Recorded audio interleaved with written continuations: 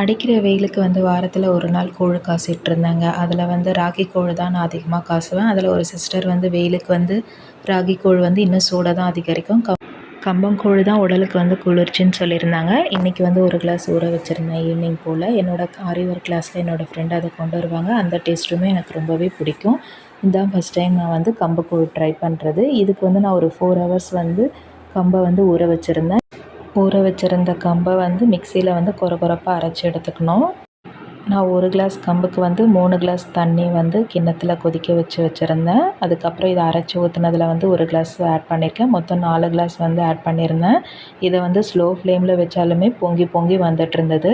ஒரு வழியாக காய்ச்சி எடுத்து வச்சுட்டேன். ஒரு 20 மினிட்ஸ்க்குள்ளே வெந்து வந்துருச்சு நல்லாவே. இதை நைட்டு வந்து தட்டு போட்டு மூடி வச்சுருந்ததால் ஒரு மாதிரி தண்ணி போல் இலகி வந்திருந்தது.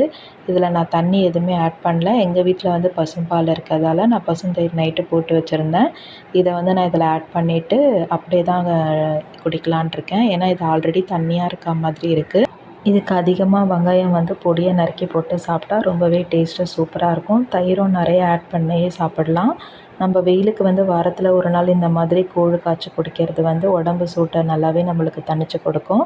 இந்த மாதிரி வீடியோ உங்களுக்கு பிடிச்சிருந்தா என்னோடய சேனலை சப்ஸ்கிரைப் பண்ணிக்கோங்க. தேங்க்யூ.